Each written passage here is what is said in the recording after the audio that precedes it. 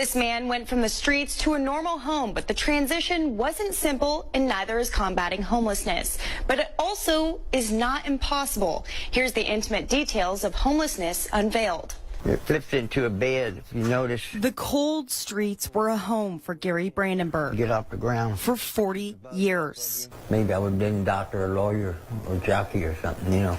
Gary attributes being homeless to his upbringing, but over time, he got used to the lifestyle. I felt like I had more freedom, you know, when you're out there. Gary lived like that until he met Officer Dwayne Hodge. He called himself a camper.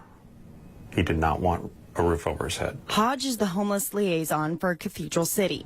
This is the department needed somebody to do it, and I felt I had the knowledge of the city, being here for 54 years all my life. So he knows as well as anybody, homelessness is a growing epidemic. It's increased quite a bit. We have a lot coming from other areas. We got the camp closure in Coachella. You got the Santa Ana River, which was the biggest camp. That closed. They're going to spread somewhere. Hodge says lack of resources isn't the problem. Getting people to accept them is. It's difficult. It's even to contact somebody 5 or 6 times, they won't even talk to you about services. Similar to Gary's story. They can receive their welfare, receive their benefits, SSI, what have you, still be on the streets, afford the drugs. They're illicit drugs, if you will. They don't have to worry about it because it's a cite and release in the field for the most part. Like a traffic citation. And for homeless people with mental health issues most likely stem from drugs. We can take them to the hospital. They can say the right things. And within an hour, they're out. They're supposed to hold them within 72 hours, but that doesn't always happen. So convincing them to accept resources is usually a last case scenario. Similar to an alcoholic or drug addict or anything like that, they're tired of being tired. They're tired of being in the streets. They accept our services. They go along with the program. Gary is a success story. It's time for me to get off the street. I'm not getting any younger.